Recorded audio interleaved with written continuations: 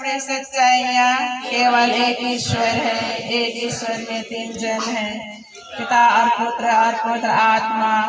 पुत्र ईश्वर हम लोगों के लिए मनुष्य बन गया, क्रूस पर मर गया और जी उठा। ईश्वर भले मनुष्यों को आनंद सुख और बुरे मनुष्यों को आनंद दुख देगा। आमीन। परमेश्वर की 10 आज्ञाएं। मैं प्रभु तेरा परमेश्वर हूँ। प्रभु अपने परमेश्वर की आराधना करना, उसको छोड़ और किसी की नहीं। प्रभु अपने परमेश्वर का नाम व्यर्थ न लेना। प्रभु का दिन पवित्र रखना, माँ बाप का आदर करना, मनुष्य की हत्या न करना, व्यभिचार न करना, चोरी न करना, झूठी गवाही न देना, पर स्त्री की कामना न करना, पराये धन पर लालच न करना। आमीन। कलीसिया के 6 नियम। इतवार और हुकुम प्रभु युखारिस्ट में भाग लेना, उपवास और परहेज के दिन मारना, बरस कम से कम एक बार पाप स्वीकार करना, पास्का पर्व के समय योग्य रीति से क्रम प्रसाद ग्रहण करना, कलीसिया के प्रेतों को संभालने में भाग लेना, विवाह के संबंध में कलीसिया के नियम मानना। आमीन। विश्वास की विनती। हे मेरे ईश्वर, जो कुछ तूने बतलाया और पवित्र कैथोलिक कलीसिया विश्वास करने को सिखलाती है, उन सब बातों पर मैं विश्वास करती हूँ, इसलिए कि तू सच्चाई है जो न ठहता और न ठगा जा सकता है। इस विश्वास में मैं जीना और मरना चाहती हूँ। आमीन। भरोसे की विनती। हे मेरे ईश्वर, तू असीम भला है, तू सर्वशक्तिमान है, अपनी प्रतिज्ञाओं को पूरा करता है, इसलिए मैं दृढ़ भरोसा रखती हूँ। यीशु ख्रिस्त के पुण्य फलों के कारण मैं जीवन में अपने पापों की क्षमा, तेरी सेवा अच्छी तरह से करने की कृपा और दूसरे जीवन में अनंत सुख पाऊंगी। इस भरोसे में मैं जीना और मरना चाहती हूँ। आमीन। प्रेम की विनती। हे मेरे ईश्वर, मैं तुझको सारे दिल और मन से और सब कुछ से अधिक प्यार करती हूँ, इसलिए कि तू असीम भला और दयालु है और मैं अपने पड़ोसियों को तेरे प्रेम के लिए अपने समान प्यार करती हूँ। इस प्रेम में मैं जीना और मरना चाहती हूँ। आमीन। पछतावे की विनती। हे मेरे ईश्वर, मैं दिल से उदास हूँ कि मैंने तेरे असीम भलाई और बुराई के विरुद्ध अपराध किया है। मैं अपने सब पापों से वैर और घृणा करती हूँ, इसलिए कि तू है मेरे ईश्वर, जो मेरे पूरे प्रेम कितना योग्य है, मेरे पापों से नाराज हो जाता है और मैं यह दृढ़ संकल्प करती हूँ कि तेरे पवित्र कृपा से तेरा अपराध कभी न करूँगी और पाप की ज्योति मुझसे दूर होंगी। आमीन। अंजलुस विनती। प्रभु के दूत ने मरियम को संदेश दिया। प्रणाम मरिया, प्रभु तेरे साथ है, धन्य तू स्त्रियों में और धन्य तेरे गर्भ का फल यीशु। हे संत माँ मरियम, परमेश्वर की माँ, प्रार्थना कर पापियों के लिए अब और हमारे मरने के समय। देख मैं प्रभु के दासी हूँ, तेरा कथन मुझे प्रणाम मरिया, कृपा पूर्ण प्रभु तेरे साथ है, धन्य तू स्त्रियों में और धन्य तेरे गर्भ का फल यीशु। हे संत माँ मरियम, परमेश्वर की माँ, प्रार्थना कर हम पापियों के लिए अब और हमारे मरने के समय। आमीन। और सब देह बना और हमारे बीच रहना। प्रणाम मरिया, कृपा पूर्ण प्रभु तेरे साथ है, धन्य तू स्त्रियों में और धन्य तेरे गर्भ का फल यीशु। हे संत माँ मरियम, परमेश्वर की माँ, प्रार्थना कर हम पापियों के लिए अब और हमारे मरने के समय। आमीन। ईश्वर के पवित्र माँ, हमारे लिए प्रार्थना कर। हम प्रार्थना करें। हे प्रभु, हमने स्वर्गदूत के संदेश द्वारा तेरे पुत्र यीशु ख्रिस्त का शरीर जान लिया। हमारी प्रार्थना सुन ले, अपनी कृपा हमारे आत्मा को प्रदान कर कि हम यीशु ख्रिस्त के दुख और क्रूस के द्वारा पुनरुत्थान की महिमा तक पहुँच सके। हमारे प्रभु ख्रिस्त के द्वारा। आमीन। जय जय में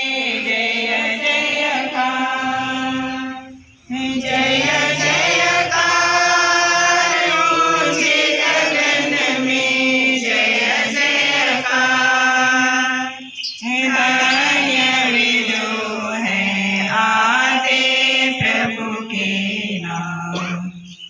धन्य वे जो हैं आते प्रभु के नाम। दाऊद के पुत्र की जय जयकार। दाऊद के पुत्र की जय जयकार। जय जयकार ऊंचे गगन में जय जयकार। जय जयकार ऊंचे गगन में जय जयकार।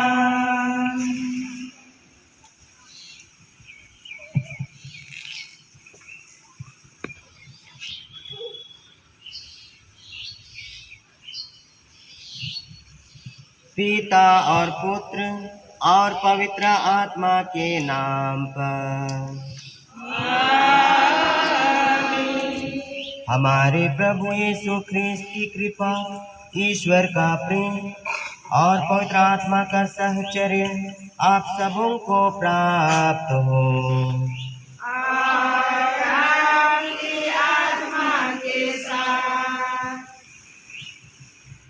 प्रभु यीशु में मेरे प्यारे माता पिता, भाइयों बहनों और प्यारे बच्चों को जय यीशु। और आपसे आग्रह है कि सारे जो बाल बच्चे हैं, कृपया माता लोग, पिता लोग ध्यान दीजिए कि बच्चे बातचीत नहीं करेंगे। बच्चे लोगों को ज्ञान नहीं है। बच्चे लोगों को ज्ञान कौन देता है? कौन देते हैं? माता पिता देते हैं। ईश्वर तो सबसे बाद में। माता पिता को देना है ज्ञान। अब यहाँ आए हैं तो बच्चों को अपने पास रखने के लिए ज्ञान दीजिए। इधर उधर भटकने, खेलने, बालू छूने, ये सब के लिए नहीं। वही ज्ञान हुआ तो धीरे धीरे देखते देखते लोग सीखते हैं। आज हम लोग पूरे विश्व माता कलीसिया के साथ हाथ में हाथ बटा के, दिल में दिल मिला करके प्रभु यीशु के यरूशलेम में प्रवेश का पर्व मना रहे हैं। चालीसा के आरंभ से आज तक हम लोग तपस्या तथा परोपकार के कर्मों द्वारा अपना हृदय तैयार करते आए हैं। आज हम सारी कलीसिया के साथ मिलकर अपने प्रभु के पास का रहस्य अर्थात उनके दुखभोग तथा पुनरुत्थान का समारोह आरंभ करने के लिए यहाँ एकत्र हुए हैं। इसी रहस्य को पूरा करने के लिए उन्होंने अपनी नगरी यरूशलेम में प्रवेश किया। इसलिए आइए हम पूरी आस्था, विश्वास और भक्ति के साथ अपनी मुक्ति के लिए उनके इस नगर प्रवेश की याद करें और उनका अनुसरण करें। इस तरह उन्हीं की कृपा से हम उनके दुख भोग और मृत्यु में सम्मिलित होकर उनके पुनरुत्थान और जीवन के भी सहभागी बन जाएंगे।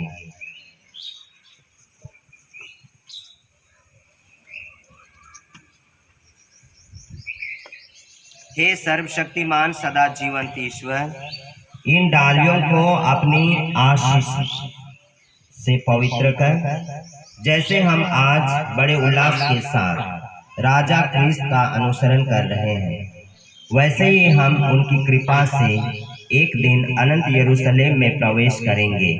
वह युगानुयुग जीते रहते और राज्य करते हैं।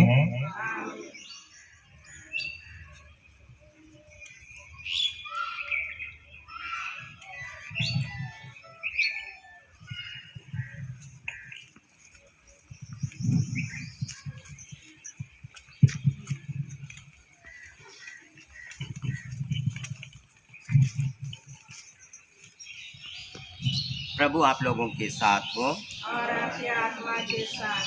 संत लूकस के अनुसार पवित्र सुसमाचार। हे प्रभु तेरी महिमा हो। अध्याय 19 पवित्र वचन 28 से 40 तक। यीशु यरूशलेम की ओर आगे बढ़े।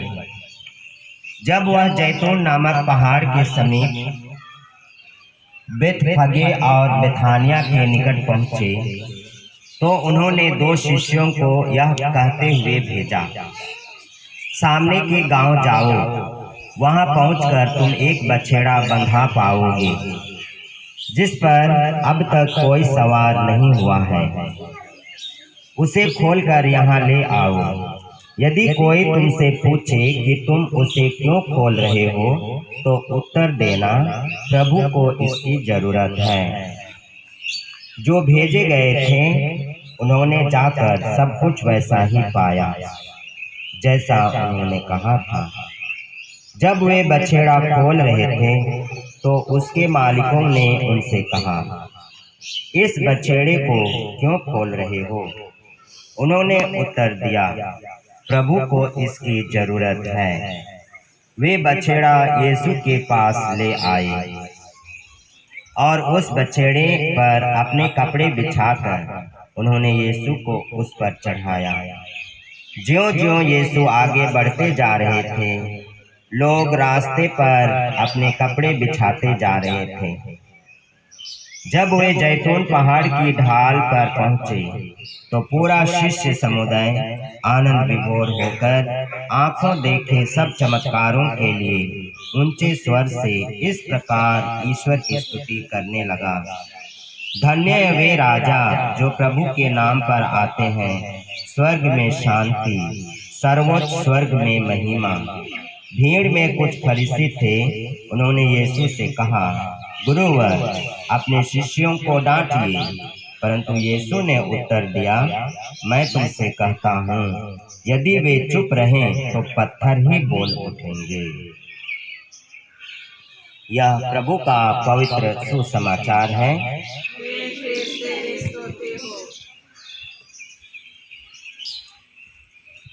प्रभु यीशु में मेरे प्यारे बंधुओं, आज हम लोग हमारे सामने खजूर की डालियां देख रहे हैं और वेदी पर लाल कपड़े देख रहे हैं। इसका मतलब कि आज का ये जो पवित्र अनुष्ठान जो हो रहा है, ये प्रभु यीशु के दुख और आनंद दोनों प्रकार के समय को दर्शा रहा है।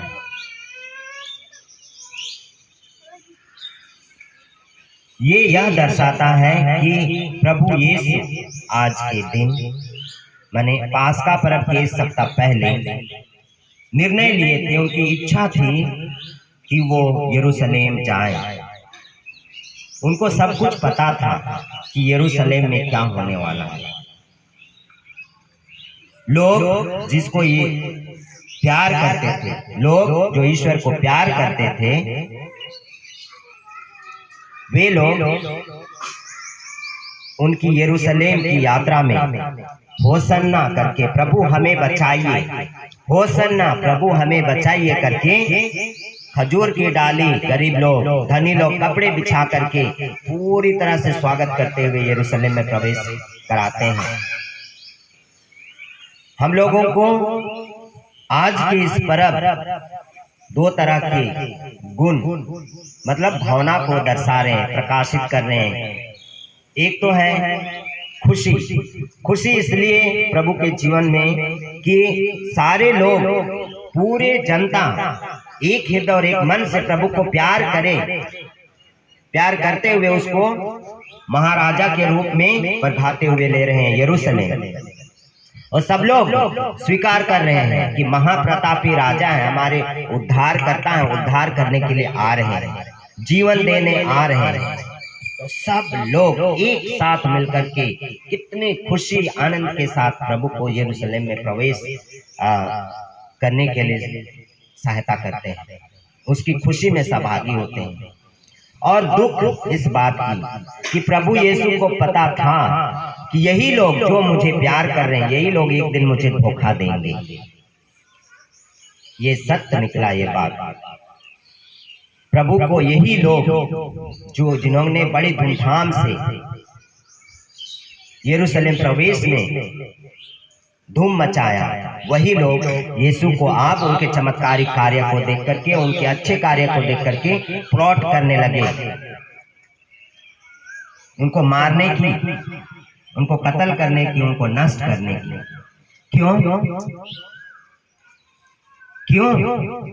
वही लोग जो कितना धूमधाम से ईश्वर को यरूशलेम में लिया, जश्न मनाया, वही लोग क्यों मारने के लिए तैयार हो गए? क्यों? क्योंकि ईश्वर बुराई को स्वीकार नहीं करते और सत्य के मार्ग पर चलते हुए सत्य की बातें सिखाया करते थे। आपने सुना है किस तरह से यरूशलेम मंदिर में अंदर बाहर बरंडा में लोग क्या करते थे? क्या करते थे लोग? यरूशलेम मंदिर के इर्द गिर्द, यरूशलेम मंदिर में क्या किया जाता था? बाजार। क्या चीज का? सिंघोड़ा, समोसा का।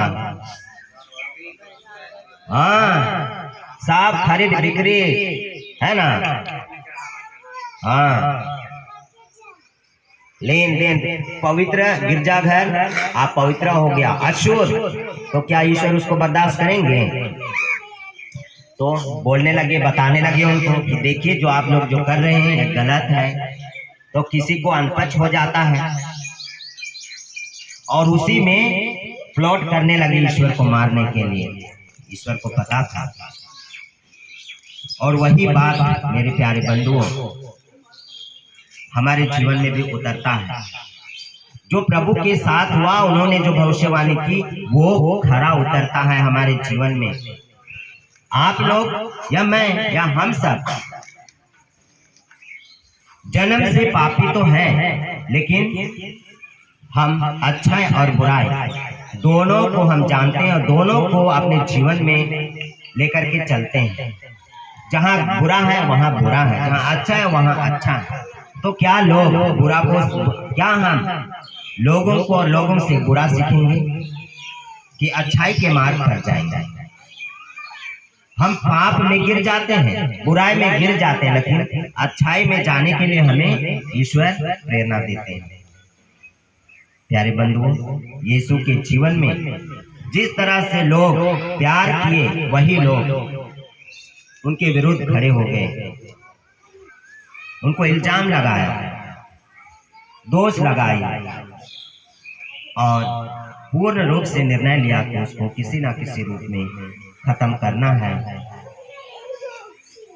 लेकिन ईश्वर को मारने का निर्णय उन लोगों ने लेकर के बहुत बुरा किया, क्योंकि ईश्वर यदि गलत होते तो आज उसकी महिमा नहीं होती, पूरे विश्व में ईश्वर का नाम नहीं पूछता। प्यारे बंधुओं, इस पवित्र शोभा यात्रा जुलूस में प्रभु यीशु के यरूशलेम प्रवेश में जो हम भाग लेने जा रहे हैं, आइए हम अपने आप को परखें कि इस 40 दिन की जो तैयारी जो हमने की है, क्या आज के दिन के लिए हमें योग्य साबित करता है? क्या हमें जो बुराई है, दूसरों के प्रति द्वेष है, ईर्ष्या है, क्या मैं उसी को ढोकर के आज इस पवित्र प्रभु यीशु के यरूशलेम यात्रा में भाग ले रहे हैं? यदि है तो पश्चाताप कीजिए, ताकि ईश्वर अपने आशीर्वाद बरसा सके, ईश्वर का आशीर्वाद कृपा हमें मिल सके। क्या हम अपने दिल में ईश्वर के लिए जगह दे सकते हैं? अपने व्यवहार से, अपने बोली वचन से, अपने विनम्र भाव से क्या हमें ये भावनाएं हैं? यदि हैं तो ईश्वर को धन्यवाद दें और उसको पूर्ण रूप से स्वागत करने के लिए और इस पवित्र जुलूस में भाग लेकर के ईश्वर का आशीष पाने के लिए अपने आप को समर्पित करें। और इस सब में हम कमजोर हैं तो अभी पश्चाताप करने की, ईश्वर से अनुनय विनय करने का समय है कि हम उसके योग्य अपने आप को बना पाए। आइए हम प्रार्थना करें, ईश्वर हमें आशीर्वाद दें, उनके इस पवित्र और खुशहाल जुलूस में हम पूर्ण रूप से सम्मिलित हो सके और उसके भरपूर आशीष और कृपा को प्राप्त कर पाएं। और जो हम लोगों के लिए उन्होंने कष्ट झेला, वो अपने कष्ट के द्वारा हमें अपने कष्टों से हमें मुक्त करे, आनंद दे, दिलासा दे और हर वरदान से विभूषित करे। आमीन। अभी सबके हाथ में खजूर होंगे, बांटने के लिए आ जाइए आप लोग, और 2 लाइन बना करके गाना गाते हुए हम लोग भक्ति यात्रा में भाग लेंगे।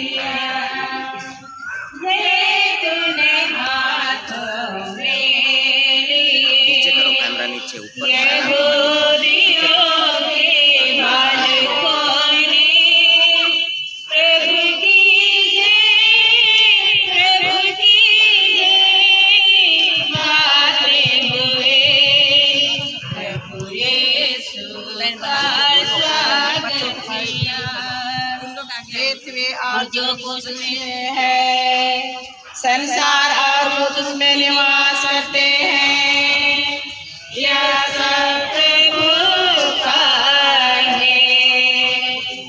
ये दोनों हाथों में लिए यहूदियों के बालकों ने प्रभु की जय, प्रभु की जय गाते हुए राहुल यीशु का स्वागत किया। जय दोनों हाथों में लिए यहूदियों के बालकों ने प्रभु की जय, प्रभु की जय गाते हुए यीशु का स्वागत किया। दोनों हाथों में लिए यहूदियों के बालकों ने प्रभु की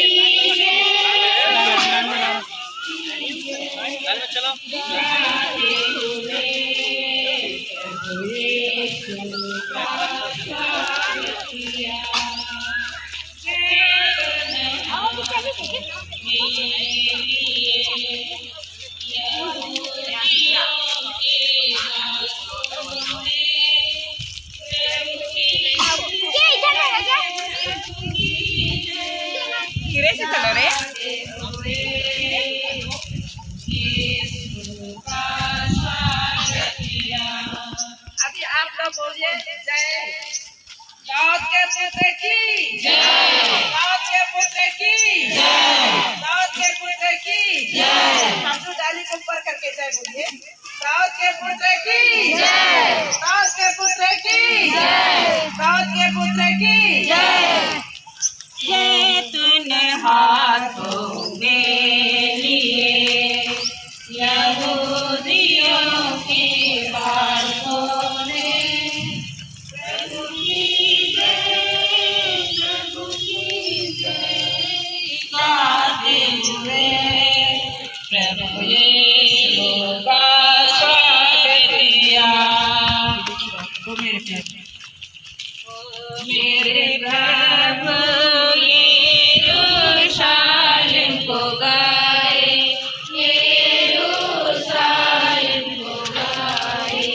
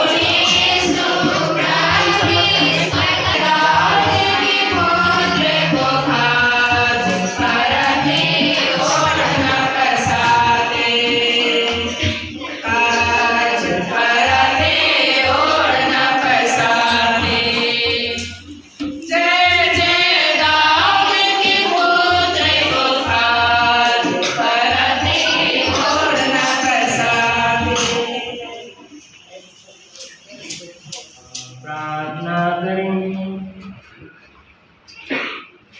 हे सर्वशक्तिमान सदा जीवंत ईश्वर, तेरी इच्छा से हमारे मुक्तिदाता मनुष्य बने और क्रूस पर मरे, ताकि मानव जाति को दीनता का आदर्श मिले। हम उनके दुर्गुणों से शिक्षा ग्रहण करें और उनके पुनरुत्थान के सहभागी बन जाए। वह तेरे तथा पवित्र आत्मा के संग एक ईश्वर होकर युगानुयुग जीते और राज्य करते हैं।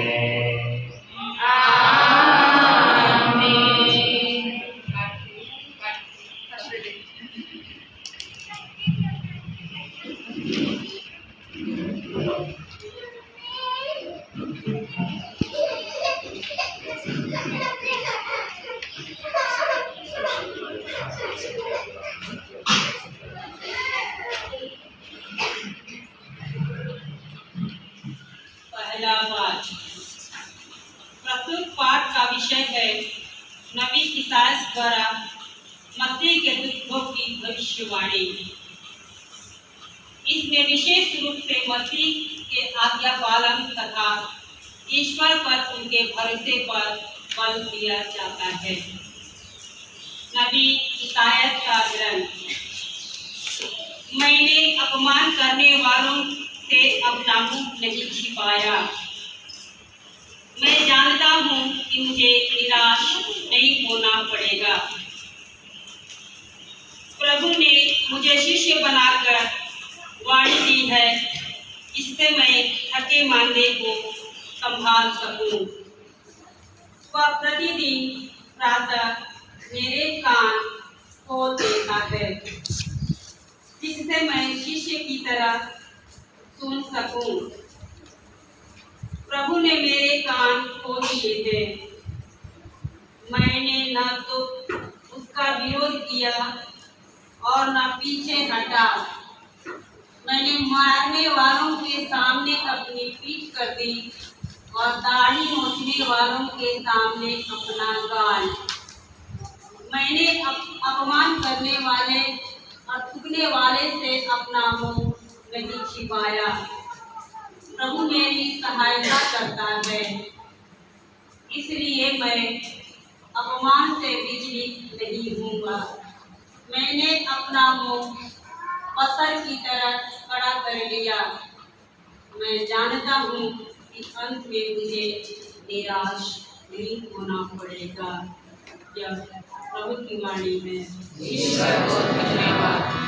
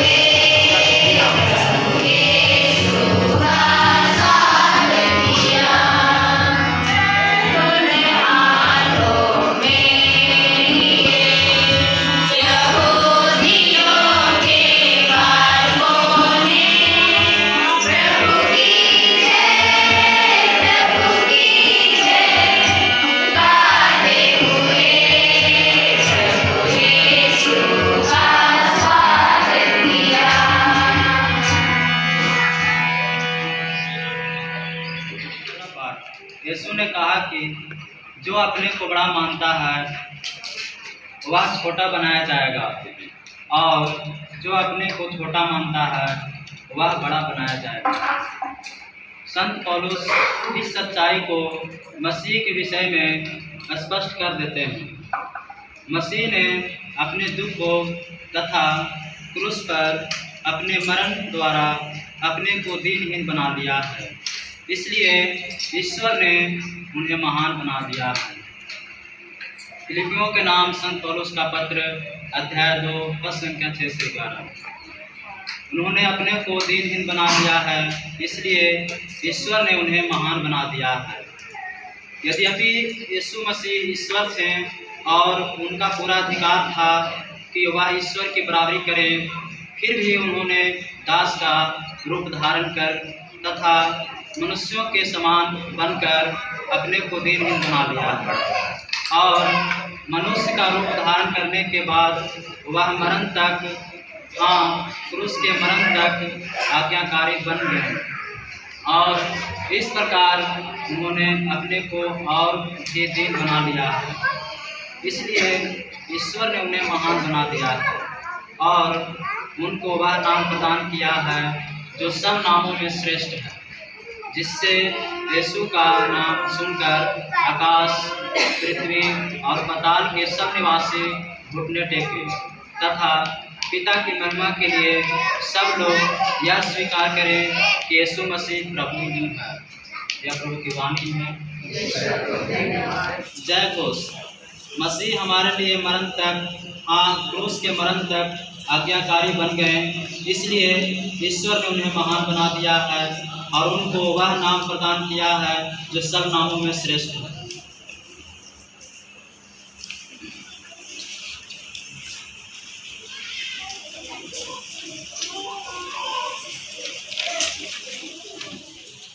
प्रभु आप लोगों के साथ हो।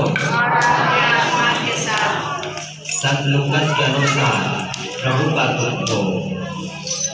हे प्रभु तेरी महिमा हो। अध्याय 22 पवित्र वचन 14 से अध्याय 23 का 56 तक। समय आने पर यीशु प्रेरितों के साथ भोजन करने बैठे और उन्होंने उनसे कहा, मैं इतना चाहता था कि दुख भोगने से पहले पास्का का यह भोजन तुम्हारे साथ करूं, क्योंकि मैं तुमसे कहता हूँ जब तक यह ईश्वर के राज्य में पूर्ण ना हो जाए मैं इसे फिर नहीं खाऊंगा। इसके बाद यीशु ने प्याला लिया, धन्यवाद की प्रार्थना पढ़ी और कहा, इसे ले लो और आपस में बांट लो, क्योंकि मैं तुमसे कहता हूँ जब तक ईश्वर का राज्य ना आए मैं दाख का रस फिर नहीं पीऊंगा। उन्होंने रोटी ली और धन्यवाद की प्रार्थना पढ़ने के बाद उसे तोड़ा और यह कहते हुए शिष्यों को दिया, यह मेरा शरीर है जो तुम्हारे लिए दिया जा रहा है, यह मेरी स्मृति में किया करो। इसी तरह उन्होंने भोजन के बाद यह कहते हुए प्याला दिया, यह प्याला मेरे रक्त का नूतन विधान है, यह तुम्हारे लिए बहाया जा रहा है। देखो मेरे विश्वासघाती का हाथ मेरे साथ मेज पर है। मानव पुत्र तो जैसा लिखा है चला जाता है, किंतु धिक्कार उस मनुष्य को जो उसे पकड़वाता है। वे एक दूसरे से पूछने लगे कि हम लोगों में से कौन यह काम करने वाला है। उनमें यह विवाद छिड़ गया कि हम में से कौन सबसे बड़ा समझा जाए।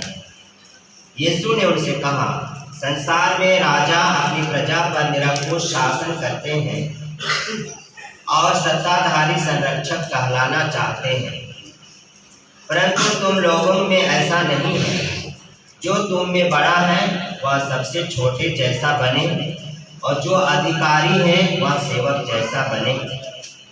आखिर बड़ा कौन है, वह जो मेज पर बैठता है अथवा वह जो परोसता है, वही ना जो मेज पर बैठा है, परंतु मैं तुम लोगों में सेवक जैसा हूँ।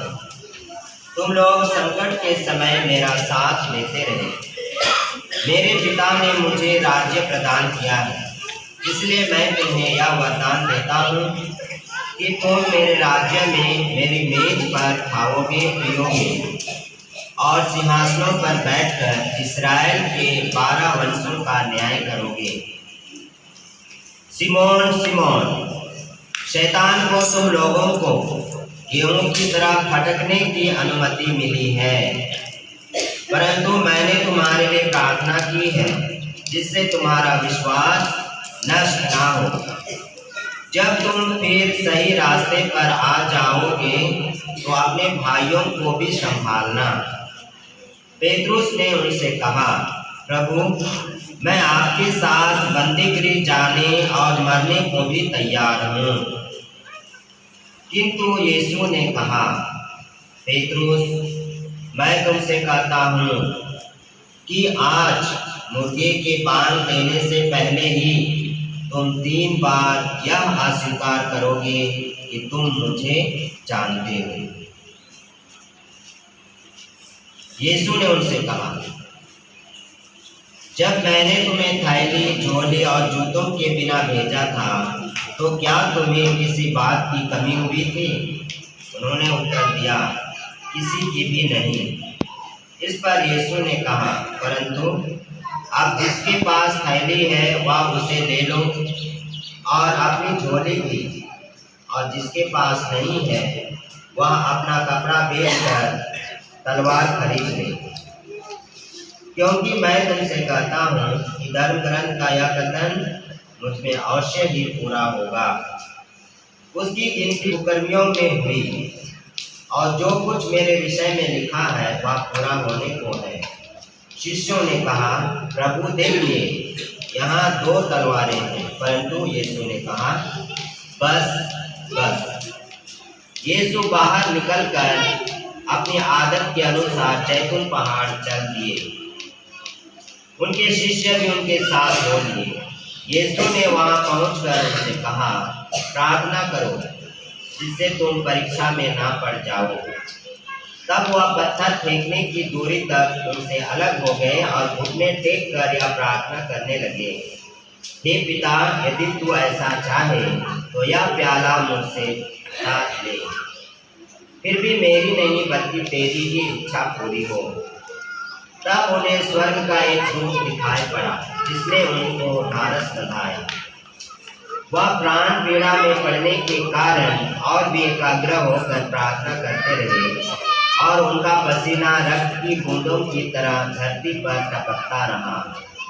वह प्रार्थना से उठकर अपने शिष्यों के पास आए और यह देखकर कि वे उदासी के कारण सो गए हैं, उन्होंने उनसे कहा, तुम लोग क्यों सोते हो? उठो और प्रार्थना करो जिससे तुम परीक्षा में ना पड़ जाओ। यीशु यह कह ही रहे थे कि एक दल आ पहुंचा। यूदास 12 में से एक उस दल का अगुआ था। उसने यीशु के पास आकर उनका चुंबन किया। यीशु ने उससे कहा, यूदास, क्या तुम चुंबन देकर मानव पुत्र के साथ विश्वासघात कर रहे हो? यीशु के साथियों ने यह देखकर कि क्या होने वाला है उनसे कहा, प्रभु, क्या हम तलवार चलाएं? और उनमें से एक ने प्रधान याजक के नौकर पर प्रहार किया और उसका दाहिना कान उड़ा दिया। किंतु यीशु ने कहा, रहने दो, बस हुआ, और उसका कान छूकर उन्होंने उसे अच्छा कर दिया। जो महायाजक, मंदिर आरक्षी के नायक और नेता यीशु को पकड़ने आए थे, उनसे उन्होंने कहा, क्या तुम मुझको डाकू समझकर तलवारें और लाठियां लेकर निकले हो? मैं प्रतिदिन मंदिर में तुम्हारे साथ रहा और तुमने मुझ पर हाथ नहीं डाला, परंतु यह समय तुम्हारा है, अब अंधेरे का बोलबाला है। तब उन्होंने यीशु को गिरफ्तार कर लिया और उन्हें ले जाकर प्रधान याजक के यहाँ पहुंचा दिया। पेट्रोस कुछ दूरी पर उनके पीछे पीछे चला। लोग प्रांगण के बीच में आग जलाकर उसके चारों ओर बैठ रहे थे। पेट्रोस भी उनके साथ बैठ गया। एक नौकरानी ने आग के प्रकाश में पेट्रोस को बैठा हुआ देखा और उस पर दृष्टि गड़ाकर कहा, यह भी उसी के साथ था। परंतु उसने अस्वीकार करते हुए कहा, नहीं भाई, मैं उसे नहीं जानता। थोड़ी देर बाद किसी दूसरे ने पेट्रोस को देखकर कहा, तुम भी उन्हीं लोगों में से एक हो। पेट्रोस ने उत्तर दिया, नहीं भाई, मैं नहीं हूँ। करीब घंटे भर बाद किसी दूसरे ने दृढ़तापूर्वक कहा, निश्चय ही यह उसी के साथ था। यह भी तो गलीली है। पेट्रोस ने कहा, अरे भाई, मैं नहीं समझता कि तुम क्या कह रहे हो। वह बोल ही रहा था कि उसी क्षण मुर्गे ने बांग दी और प्रभु ने मुड़कर पेट्रोस की ओर देखा। तब पेट्रोस को याद आया कि प्रभु ने उससे कहा कि आज मुर्गे के बांग देने से पहले तुम मुझे 3 बार अस्वीकार करोगे। और वह बाहर निकलकर छोट कर रोने लगा। यीशु पर पहरा देने वाले प्यादे उनका उपहास और उन पर अत्याचार करने लगे। वे उनकी आंखों पर पट्टी बांधा और उनसे पूछते थे, यदि तू नबी है तो हमें बता, किसने तुझे मारा है। वे और बहुत कुछ कहकर उनका अपमान करते रहे। दिन निकलने पर जनता के नेता, महायाजक और शास्त्री एकत्र हो गए और उन्होंने यीशु को अपनी महासभा में बुलाकर उनसे कहा, यदि तुम मसीह हो तो हमें बता दो। उन्होंने उत्तर दिया, यदि मैं आप लोगों से कहूँ तो आप मेरा विश्वास नहीं करेंगे, और यदि मैं प्रश्न करूँ तो आप लोग उत्तर नहीं देंगे। परंतु अब से मानव पुत्र सर्वशक्तिमान ईश्वर के दाहिने विराजमान होगा। इस पर सबके सब बोल उठे, तो क्या तुम ईश्वर के पुत्र हो? यीशु ने कहा, यह आप लोग ठीक कहते हैं, मैं वही हूँ। और वे कहने लगे, हमें और गवाही की क्या जरूरत है? हमने तो स्वयं इसके मुख से सुन लिया है। तब सारी सभा उठ खड़ी हो गई और वे उन्हें पिलातुस के यहाँ ले गए। वे यह कहकर यीशु पर अभियोग लगाने लगे, हमें मालूम हो गया है कि यह मनुष्य हमारी जनता में विद्रोह फैलाता है। कैसर को कर देने से लोगों को मना करता है और अपने को मसीह राजा करता है। पिलातुस ने यीशु से यह प्रश्न किया, क्या तुम यहूदियों के राजा हो? यीशु ने उत्तर दिया, यह आप ठीक कहते हैं। तब पिलातुस ने महायाजकों और भीड़ से कहा, मैं इस मनुष्य में कोई दोष नहीं पाता। उन्होंने यह कहते हुए आग्रह किया, यह गलीलिया से लेकर यहाँ तक यहूदिया के कोने कोने में अपनी शिक्षा से जनता को उभारता है। पिलातुस ने यह सुनकर पूछा कि क्या यह मनुष्य गलीली है? और यह जानकर कि यह हेरोद के राज्य का है, उसने यीशु को हेरोद के पास भेज दिया। वह भी उन दिनों यरूशलेम में था। हेरोद यीशु को देखकर बहुत प्रसन्न हुआ। वह बहुत समय से उन्हें देखना चाहता था, क्योंकि उसने यीशु की चर्चा सुनी थी और उनका कोई चमत्कार देखने की आशा करता था। वह यीशु से बहुत से प्रश्न करता रहा, परंतु उन्होंने उसे कोई उत्तर नहीं दिया। इस बीच महायाजक और शास्त्री जोर जोर से यीशु पर अभियोग लगाते रहे। तब हेरोद ने अपने सैनिकों के साथ यीशु का अपमान तथा उपहास किया और उन्हें भड़कीला वस्त्र पहनाकर पिलातुस के पास वापस भेजा। उसी दिन हेरोद और पिलातुस मित्र बन गए। पहले तो उन दोनों में शत्रुता थी। अब पिलातुस ने महायाजकों, शासकों और जनता को बुलाकर उनसे कहा, आप लोगों ने यह अभियोग लगाकर इस मनुष्य को मेरे सामने पेश किया है कि यह जनता में विद्रोह फैलाता है। मैंने आपके सामने इसकी जांच की, परंतु जिन बातों का आप इस मनुष्य पर अभियोग लगाते हैं उनके विषय में मैंने इसमें कोई दोष नहीं पाया, और हेरोद ने भी दोष नहीं पाया, क्योंकि उन्होंने इसे मेरे पास वापस भेजा है। आप देख रहे हैं कि इसने प्राणदंड के योग्य कोई अपराध नहीं किया है, इसलिए मैं इसे पिटवा कर छोड़ दूंगा। पर्व के अवसर पर पिलातुस को यहूदियों के लिए बंदी रिहा करना था। वे सबके सब एक साथ चिल्ला उठे, इसे ले जाइए, हमारे लिए बराबस को रिहा कीजिए। बराबस शहर में हुए विद्रोह के कारण तथा हत्या के अपराध में कैद किया गया था। पिलातुस ने यीशु को मुक्त करने की इच्छा से लोगों को फिर समझाया, किंतु वे चिल्लाते रहे, इसे क्रूस दीजिए, इसे क्रूस दीजिए। पिलातुस ने तीसरी बार उनसे कहा, क्यों? इस मनुष्य ने कौन सा अपराध किया है?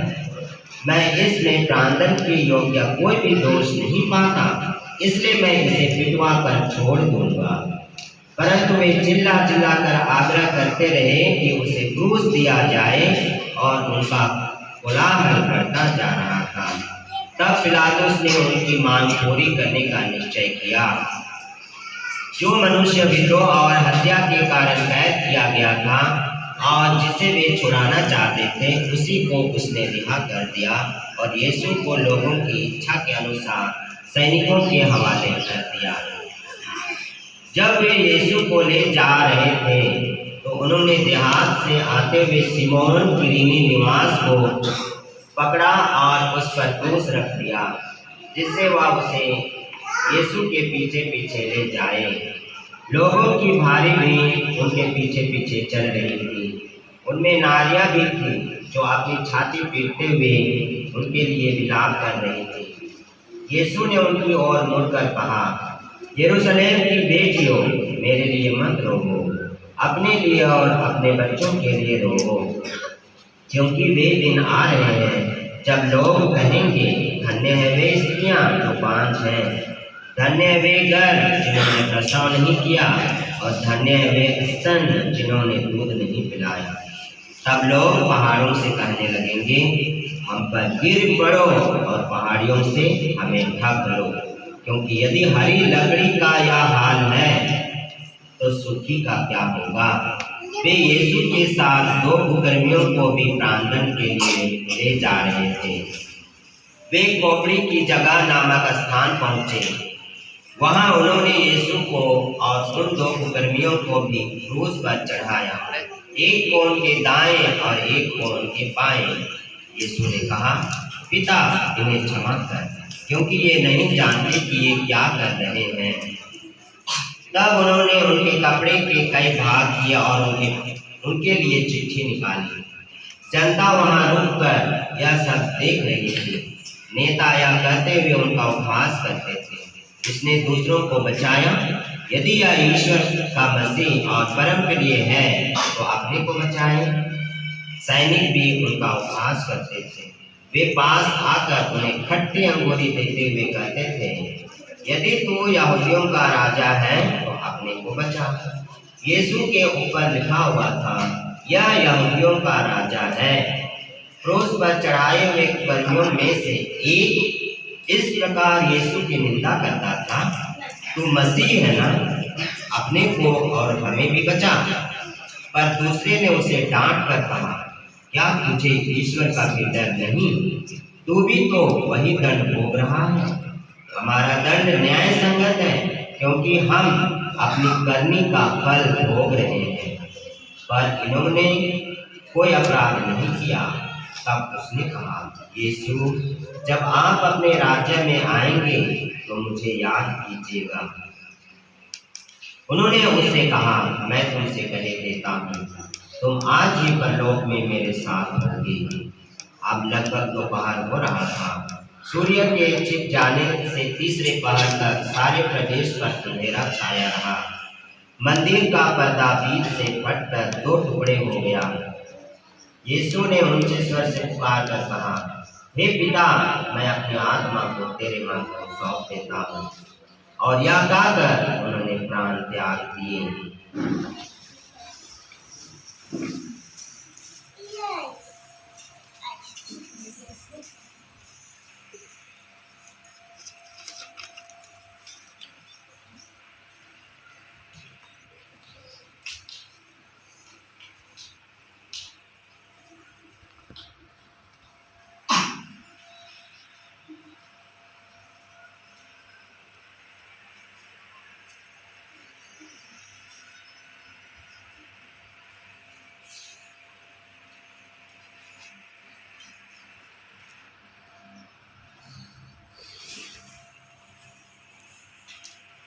सरस्वती ने यह सब देखकर ईश्वर की स्तुति करते हुए कहा, निश्चय ही यह मनुष्य धर्मात्मा था। बहुत से लोग यह दृश्य देखने के लिए इकट्ठे हो गए थे। वे सबके सब इन घटनाओं को देखकर अपनी छाती पीटते हुए लौट गए। यीशु के सब परिचित और गलीलिया से उनके साथ आई हुई नारियां कुछ दूरी पर से यह सब देख रहे थे। महासभा का यूसुफ नामक सदस्य निष्कपट और धार्मिक था। वह सभा की योजना और उसके षड्यंत्र से सहमत नहीं हुआ था। वह यहूदिया के अरिमथिया नगर का निवासी था और ईश्वर के राज्य की प्रतीक्षा में था। उसने पिलातुस के पास जाकर यीशु का शव मांगा। उसने शव को क्रूस से उतारा और छाती के कफन में लपेटकर एक ऐसी कब्र में रख दिया जो चट्टान में खुदी हुई थी और जिसमें कभी किसी को नहीं रखा गया था। उस दिन शुक्रवार था और विश्राम का दिन आरंभ हो रहा था।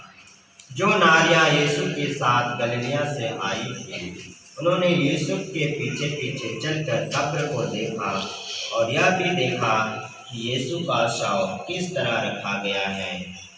लौटकर उन्होंने सुगंधित द्रव्य तथा विलेपन तैयार किया और विश्राम के दिन नियम के अनुसार विश्राम किया। यह प्रभु का दुर्भोग है। प्रभु तेरी स्तुति हो। प्रभु यीशु में मेरे प्यारे बंधुओं, साल में एक बार या दो बार आज पवित्र खजूर रविवार और पवित्र शुक्रवार को इतने लंबे लंबे पाठ सुनेंगे प्रभु के पूरे जीवन की चर्चा के बारे में। आपने बहुत अच्छी तरह से आज के इस उपभोग प्रभु यीशु के उपभोग को सुना। आपसे यदि मैं पूछूं तो क्या आप अपने दिल को छुआ उसको बोल पाओगे? यीशु के बारे में आपको क्या संदेश मिला? इतने लंबे पाठ से क्या संदेश मिला यीशु के जीवन के बारे में? कोई कहे? प्रभु यीशु इतना बड़ा होते हुए भी अपमान सहे, लेकिन हम लोग को आपस में अपमानित नहीं करना चाहिए। समझना चाहिए कि सारा व्यक्ति एक समान नहीं होता। जैसा जो व्यक्ति उसको उस तरह से एक्सेप्ट करना चाहिए। ठीक, आप बोलिए। अब यही तूने फजल जी से इतना दुख था यीशु जी के, कईयों सह लिए, हम ही नहीं सहते हैं। हम ही नहीं सह पा रहे। हम इतना दुख से यीशु जी हमने के नहीं सहन पार लगता है जी। हाँ, बहुत बड़ी बात बोली। और अंत तक सब कुछ सहने के बाद उन्होंने पिता की आज्ञा को पूरा किया। प्रभु यीशु उनके अपराधियों को क्षमा किया। इतनी बड़ी हिम्मत और ताकत हमें ये ताकत नहीं है। इसलिए तो हम विनती प्रार्थना करते हैं कि ये ताकत हमें मिले कि नहीं। हमें ताकत नहीं है इसलिए हम प्रार्थना करते हैं। इसलिए सब पूजा में हम आते हैं, हमें प्रभु वो ताकत दे अपमान को सहने के लिए, अपराध को सहने के लिए, गाली गलौज को सहने के लिए, मारपीट को सहने के लिए। हम मनुष्य हैं, कमजोर हैं। वो ताकत हमें नहीं मिली है और वो ताकत मिलेगी जब हम प्रभु से जुड़े रहें। कुछ ना कुछ हद तक तो हम प्रभु की कृपा से वो महसूस करेंगे। दो डाकू ईश्वर के अगल बगल में थे, ठीक ही नहीं? वे लोग अगल बगल में टंगे होते हुए भी यीशु को दोष दे रहे हैं, एक क्षण बोल रहे हैं ना, यदि तू यीशु के पुत्र है तो अपने को बचा और हमें भी बचा लो। इतना निर्दय आदमी को गाली गलौज किया, मारपीट किया, कत्ल किया, सब कुछ किया और वो टगा है वहाँ, फिर भी यीशु को ऐसा करता है, कितना बड़ा निर्दय। दूसरा वाला क्या बोलता है, अरे बुड़बक, यीशु से भी तुम्हें डर नहीं है क्या? तो क्या इसका मतलब क्या हो, दूसरा ने पश्चाताप कर लिया, अपनी गलती वो महसूस कर लिया कि मैंने गलती कैसे ये भोग रहा हूँ, ये उचित है, ये दंड हमें मरना ही क्यों ना पड़े, लेकिन ये उचित है, जो मैं कर्म किया उसका फल यही मिलना चाहिए, तो उसी से ताउल हो। हम किसी की जान लिए तो जान तुम्हें देना पड़ेगा, आज नहीं तो कल तो किसी न किसी को देना पड़ेगा। और जब जान किसी का ले लिया तो समझ जाओ जिंदगी के लिए जिंदगी भर के लिए आप नरक में हो, कभी शांति नहीं आएगी। मारपीट भी किया, गाली गलौज भी किया, जब तक आप रिकनसाइल या माफ या क्षमा नहीं होते वो कलंक आप में छप गया, कभी आप शांत नहीं रह पाओगे, कभी नहीं, हरगिज नहीं। परिवार टूट जाएगा, परिवार बिखर जाएगा, देखते देखते नरक हो जाओगे, लेकिन कभी शांति नहीं मिलेगी। तब उन्होंने जाके पश्चाताप किया है। दूसरा वाला क्या बोलता है, क्या बोला, क्या बोला,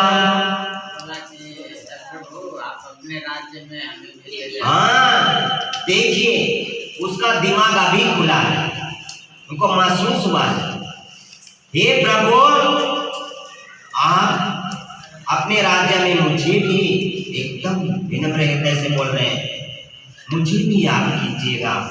इस पश्चातापी हृदय को, इस वचन को सुनकर यीशु क्या कह रहे हैं, तुम आज ही मेरे साथ हो, आज ही मेरे साथ हो। क्षमा के पहले कितनी बड़ी ताकत है ना, और क्षमा के बाद वो मिलती है। अपने सारे कुकर्मियों को उन्होंने क्षमा किया, ये ताकत हमें मिली। प्रभु की आशीष मिले तो हम कुकर्मी कैसे बन सकते हैं, बन सकते हैं, यूदस कैसे बन सकते हैं? प्रभु की आशीष मिलेगी तो यूदस बन सकते हैं? नहीं बन सकते हैं। और किसको प्रभु की आशीष मिलती है? जो प्रभु को खोजता है, प्रभु की आशीष के लिए अनुनय भी नहीं करता है। प्यारे बंधुओं, हमारे देश में आजकल देख रहे हैं, हमारे देश की उत्पत्ति कितना वर्ष पुरानी हो गई। अभी क्या हो रहा है हमारे देश में, क्या हो रहा है? धर्म के नाम पर लड़वाया जा रहा है। लड़वाया जा रहा है मतलब कि वो लोग गलती हैं जो इस तरह की गरम गरम की बात करते हैं, वे लोग गलत हैं। कौन है, कौन लोग गलत है? हम, आप और मैं, हम नहीं समझ रहे हैं मुद्दा को, क्या मुद्दा है। कोई कह दिया जाके वहां हाग दो, फादर का घर के पास, गेट के पास, तो जो हागने गया वो नरक है। क्यों क्या हागने के लिए? प्रभु दयाल बोल दिया आदित्य जाके हागो, फादर के गेट पर जाके हाग दिया, तो प्रभु दयाल की गलती है, वो बुढ़बा की है ना, बिना सोचे समझे जाके हार दिया। ये दुनिया है, ये आपकी और मेरी जिंदगी है, हम लोग कभी नहीं समझते हैं इसको। किसी ने चलो दारू पिला दिया एक बोतल तो चला गया फादर के आंगन में काले गलास करने के, क्योंकि दारू मिला है उसको, बदला मिल गया, हुक्म मानने का। लेकिन ये भूल जा रहा है कि वो नरक पा चुका है, नरक का फल उसे मिल गया है। क्यों? क्योंकि उनको परिवार में अशांति है, उनके जीवन में अशांति है, नरक का फल मिल गया है। जब तक क्षमा नहीं मांगोगे नरक में रहोगे, और नरक से और कहाँ जाओगे? जलती आग में छलकोगे। सबके लिए बोल रहा हूँ, मुझको भी लागू होता है। तो ये ताकत क्षमा पाने की और क्षमा देने की ताकत यदि हमें मिलनी है तो हमें प्रार्थना करनी है। और वो चीज हम कर रहे हैं, हम सब, कोई भी पूर्ण नहीं है, कोई पूर्ण नहीं है, ना आप हो ना मैं हूं। हर समय हर पल हमें याद और महसूस दिलाता है प्रभु वचन, इसलिए तो हम सुनने आते हैं, इसीलिए तो हम आशीर्वाद पाने आते हैं। पहले पाठ में भी आपने बहुत अच्छा से सुना, दूसरे पाठ में भी आपने सुना, प्रभु पर गर्व करो, प्रभु के नाम में स्तुति करो कि प्रभु ही हमारा सुरक्षा दाता। प्यारे बंधुओं, 40 साल हम लोगों के लिए अपने आप को छानने, अपने परिवार में छानबीन करने का समय था। आप धीरे धीरे निकल जा रहे हैं। अभी से आज से हम पवित्र सप्ताह में प्रवेश कर रहे हैं। हमारे पवित्र सप्ताह में पुनः विचार करना है हमें कि हमारा जीवन को किस ओर मोड़ना है। वही हम लोगों को सकारात्मक मार्ग दिखाएगा, सकारात्मक विचार देगा, हमारे जीवन को सुख और शांति देगा। प्रभु के इस जीवनदायी ताकत पर आइए हम मनन चिंतन करें कि प्रभु हमें अपने दुख दर्द को किस तरह से सहने के लिए हमें ताकत दे, यीशु को प्रेम करने के लिए हमें आशीर्वाद दे। हम प्रार्थना करें। आमीन। प्रेरितों का धर्मशास्त्र, सर्वशक्तिमान पिता परमेश्वर पर मैं विश्वास करता हूँ कि हमारे प्रभु यीशु क्रिस्ट जो आत्मा के द्वारा गर्भ में आए, हमारी मरियम से जन्मे, पोंतुस पिलातुस के समय दुख होगा, क्रूस पर ठोके गए, मर गए, दफनाए गए और लिम्बुस से उठे, तीसरे दिन से जी उठे, स्वर्ग है सर्वशक्तिमान पिता परमेश्वर के दाहिने ओर विराजमान है, वहाँ से जीवित और मृत को न्याय करने के लिए आएंगे।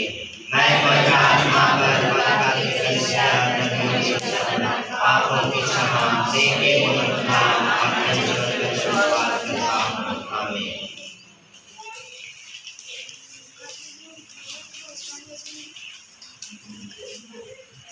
प्रिय माता पिता, भाइयों बहनों और स्नेही बच्चों, क्रिस्त के द्वारा पिता ईश्वर हमारी प्रार्थनाएं सुनता है, जैसा कि वह यीशु की प्रार्थनाएं सुनता था।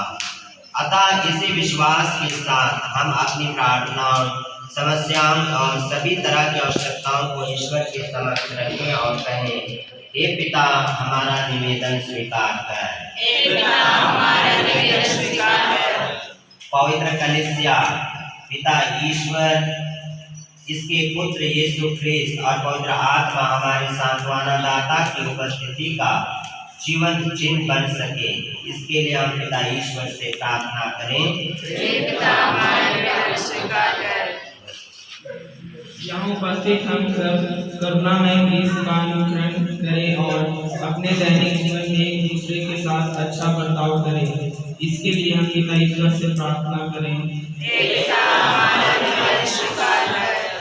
यीशु ख्रिस्त में विश्वास के कारण लोगों को अनेक तरह के अत्याचारों का सामना करना पड़ रहा है। वे पिता ईश्वर के प्रेम का अनुभव दुख की घड़ी में भी कर सके, इसके लिए हम पिता ईश्वर से प्रार्थना करें।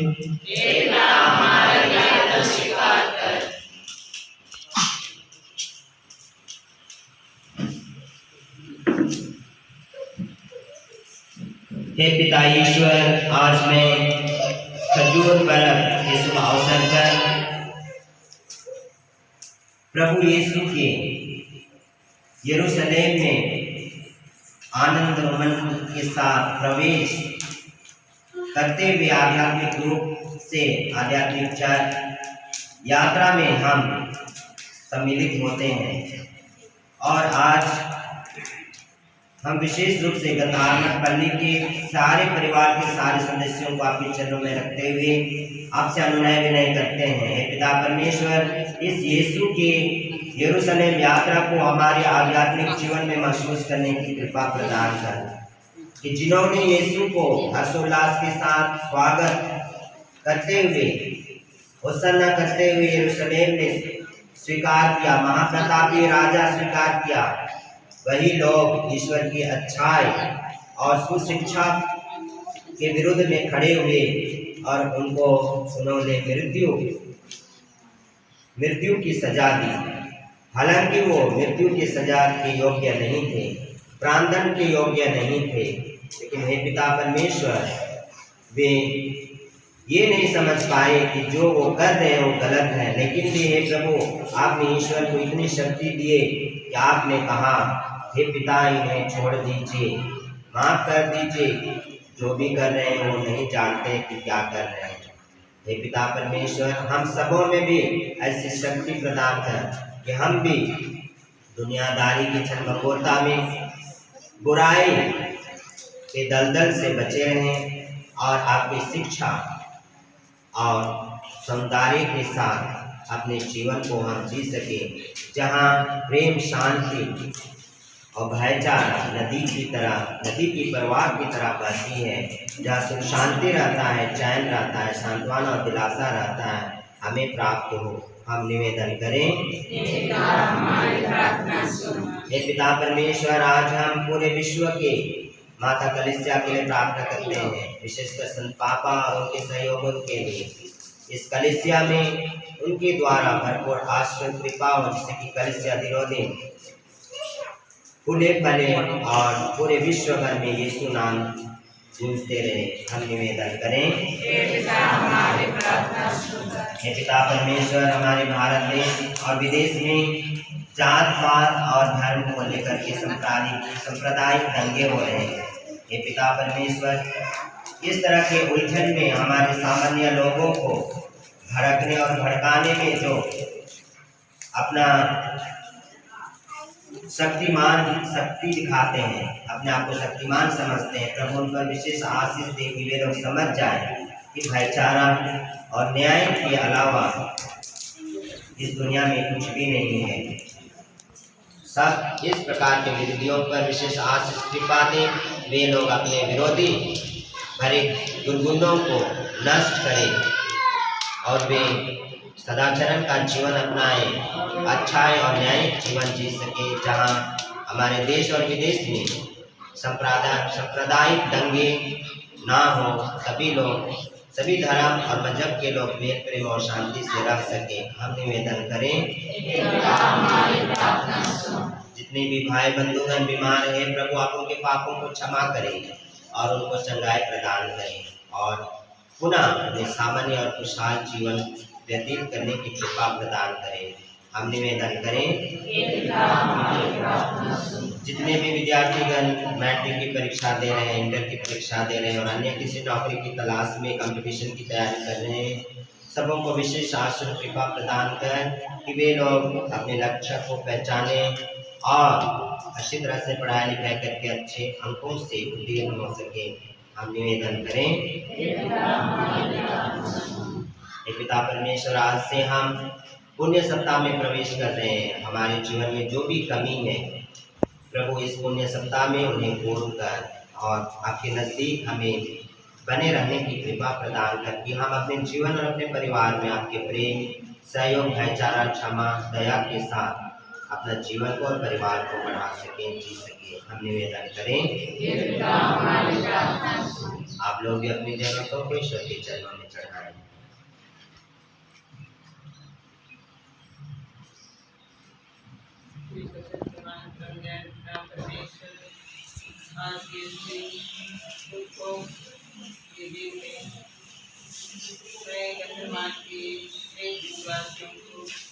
आपके चरणों में चढ़ाते हैं। हम सभी कमजोर इंसान हैं, पापी इंसान हैं। हमारी मन हृदय में बहुत सारी बात रखते हैं। आप जानते हैं पिता, हरेक व्यक्तियों के मन हृदय की बात होती है, लेकिन हम खुले पर नहीं हो पाने के कारण आपको हम चढ़ाने में असमर्थ हो जाते हैं।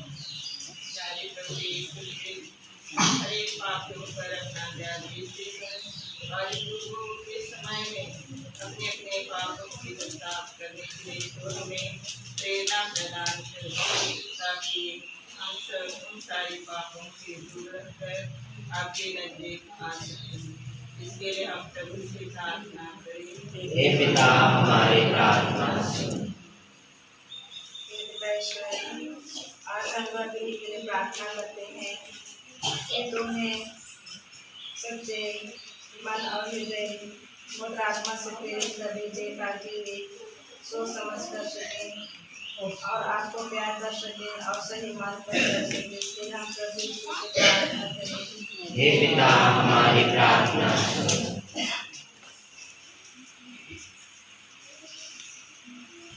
हे स्वर्गीय पिता, हमारे बहुत सारे निवेदन हैं, हमें साहस नहीं होता है। यदि मैं ऐसा प्रार्थना करूं तो लोग मुझे ऐसा कहेंगे, यदि मैं ऐसा बोलूं तो लोग ऐसा सोच सकते हैं। इस तरह की भावनाएं उत्पन्न होती हैं। इस तरह की शैतानी जकड़ से प्रभु हमें ऊपर उठाइए। हम अपनी प्रार्थनाओं एवं निवेदनों को तुझे चढ़ाते हैं। हम अपने जीवन में यीशु क्रिस्त की भांति तेरी योजना को समझें और निष्ठापूर्वक इसको पूरा कर सकें, हमारे प्रभु क्रिस्त के द्वारा। आजा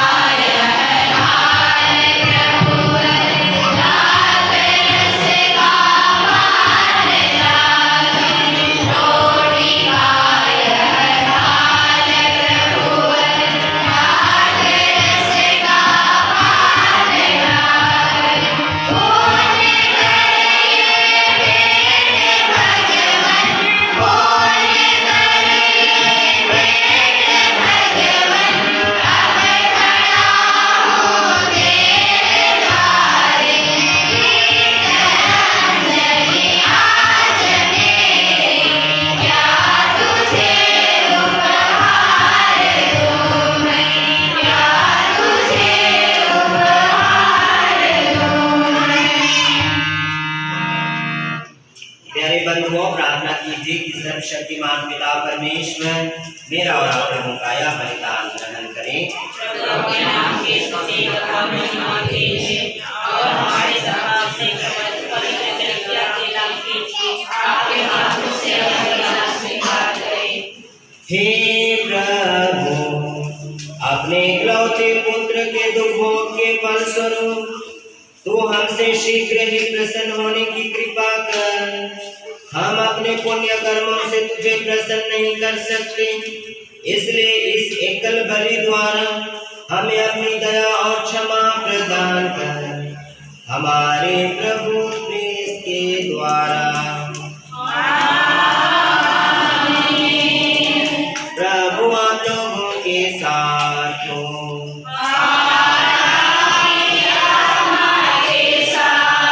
प्रभु में मन लगाइए।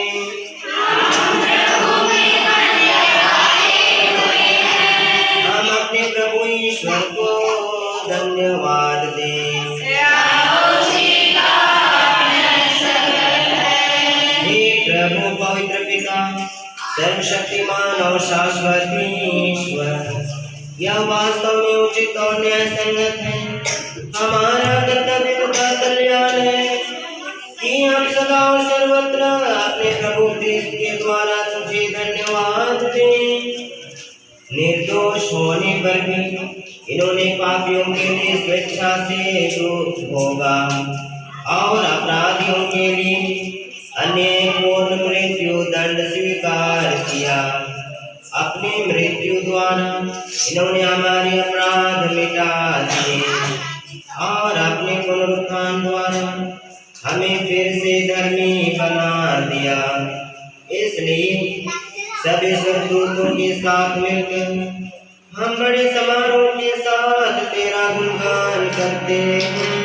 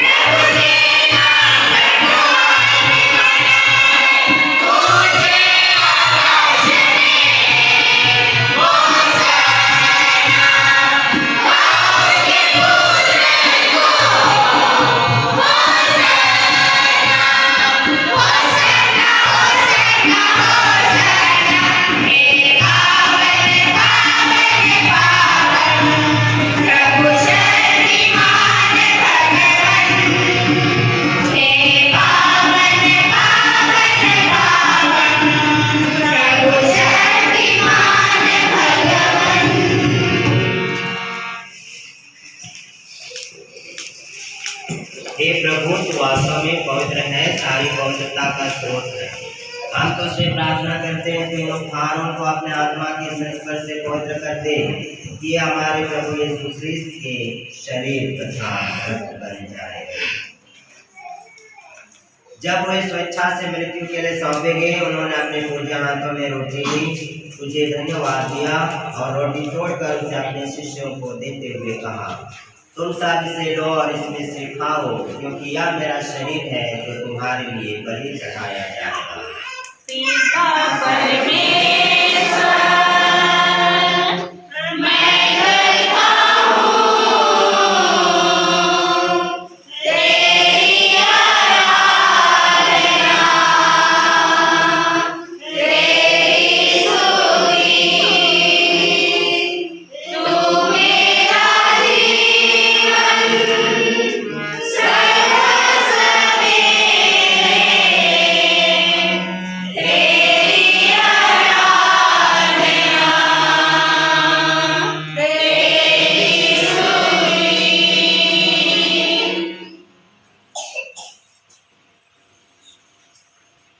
इसी भांति भोजन के बाद उन्होंने दाखिल भरा कटोरा लिया, तुझे धन्यवाद दिया और उसे अपने शिष्यों को देते हुए कहा, तुम सब इसे लो और इसमें से पियो, क्योंकि यह मेरे रक्त का कटोरा है, नवीन और अनंत व्यवस्थान का रक्त, जो तुम्हारे और बहुतों के पापों की क्षमा के लिए बहाया जाएगा।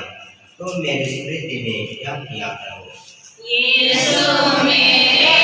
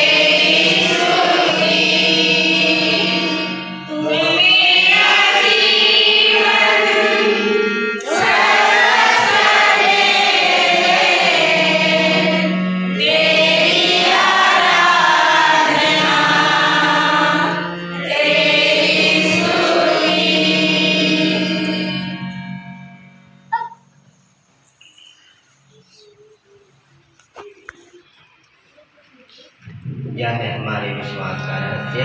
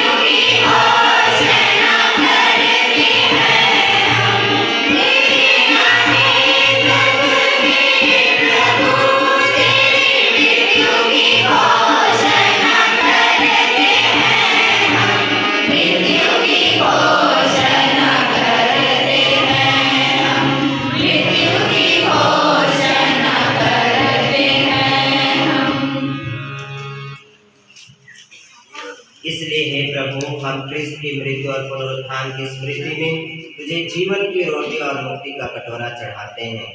हम तुझे धन्यवाद देते हैं कि तूने हमें अपने सम्मुख उपस्थित होने और अपनी सेवा करने का सौभाग्य प्रदान किया है। हमारा नम्र निवेदन है कि हम सब क्रिस्त का शरीर और रक्त ग्रहण करके पवित्र आत्मा के द्वारा एकता के सूत्र में बंधे रहें।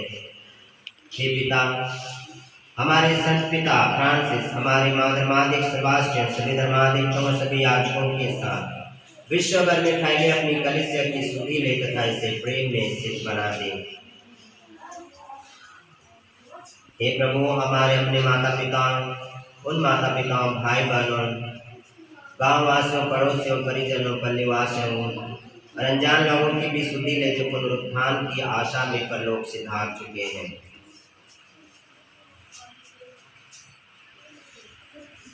उन्हें और सभी मृतकों को अपने पुण्य दर्शन का सौभाग्य प्रदान कर हम सब पर दया दृष्टि डाल कि हम भी अनंत जीवन के सहभागी बने और ईश्वर की माता धन्य कुमारी मरियम, उनके वह धन्य योसेफ, धन्य प्रेरित और सब संतों के साथ जो युग युग में तेरे प्रति विश्वस्त सेवक सेविकाएं बने रहे, तेरा स्तुति गान कर सके तेरे पुत्र यीशु क्रिस्त के द्वारा। हम लोग ईश्वर से त्रित्वेश्वर का गुणगान करेंगे। इन्हीं प्रभु क्रिस्त के द्वारा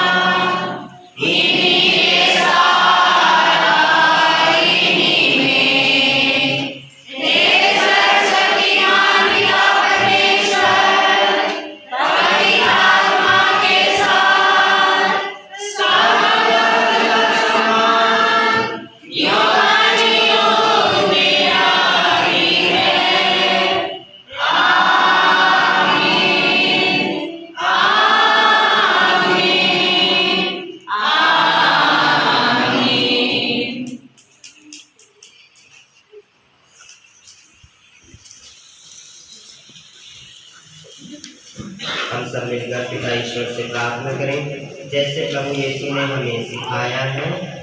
हे हमारे पिता जो स्वर्ग में है, तेरा नाम पवित्र जाए, तेरा राज्य आए, तेरी इच्छा जैसे स्वर्ग में है वैसे पृथ्वी पर भी कोई हो। हमारा प्रतिदिन का आहार हमें दे और हमारे अपराध की क्षमा कर जैसे हम भी अपने अपराधियों को क्षमा करते हैं, और हमें परीक्षा में न डाल परंतु बुराई से बचा। आमीन। हे प्रभु हम तुझसे प्रार्थना करते हैं सभी बुराइयों से हमें बचा और इस जीवन में हमें कृपा पूर्वक शांति प्रदान कर। हम तेरी दया से सदा पाप से दूर और हर विपत्ति से सुरक्षित रहें और उस दिन की प्रतीक्षा करते रहें जब हमारे मुक्तिदाता यीशु क्रिस्त फिर आकर हमारी धन्य आशा पूरी करेंगे। क्योंकि तेरा राज्य, तेरा सामर्थ्य और तेरी महिमा अनंत काल तक बनी रहती है। हे प्रभु यीशु क्रिस्त, तूने अपने प्रेरितों से कहा है, मैं तुम्हारे लिए शांति छोड़ जाता हूँ, अपनी शांति तुम्हें प्रदान करता हूँ। हे प्रभु, तू हमारी कमजोरी और पापों पर नहीं, अपनी कलेश्वर हम लोगों की थोड़ी सी विश्वास पर दृष्टि डाल और उसे शांति तथा एकता प्रदान कर। तू युगानुयुग जीता और राज्य करता है। आमीन। प्रभु की शांति सदा लोगों के साथ रहे और आपकी आत्मा के साथ। परस्पर शांति अभिवादन कीजिए। शांति।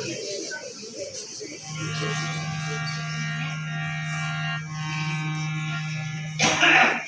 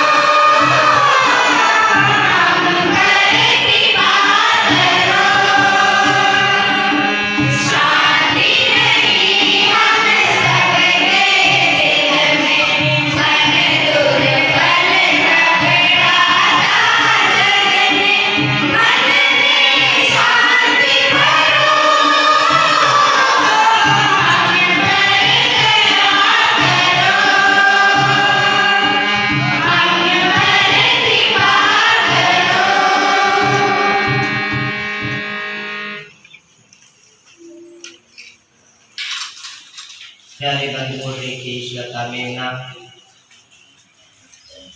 जो संसार के पाप हर लेते हैं, वही मेमना आज हमारे सारे दोस्तों पापों को हरने आ रहे हैं। आइए हम स्वागत करें और इस पुण्य सप्ताह में प्रभु के साथ जुड़े रहने के लिए उनकी कृपा प्राप्त करें। धन्य हम सब जो मेमने के भोज में बुलाए गए हैं। Yeah.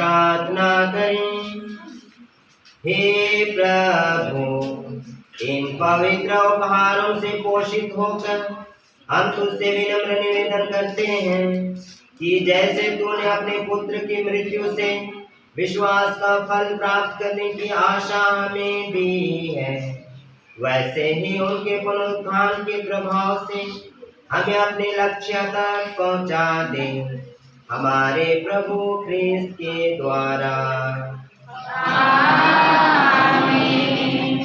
प्रभु यीशु का आशीर्वाद ग्रहण कीजिए। हे प्रभु, अपने इस परिवार की सुधि ले, जिसके लिए हमारे प्रभु यीशु ख्रिस्त शत्रुओं के हवाले किए जाने और क्रूस की यात्रा सहने से नहीं हिचके। हम यह प्रार्थना करते हैं उन्हें हमारे प्रभु ख्रिस्त के द्वारा। आमीन। प्रभु आप लोगों के साथ हो और आपके आत्मा के साथ। सर्वशक्तिमान ईश्वर पिता और पुत्र और पवित्र आत्मा का आशीर्वाद आप लोगों पर उतरे और सदा बना रहे। आप लोग विदा लें, प्रभु के प्रेम और सेवा में जीवन बिताएं। परमेश्वर को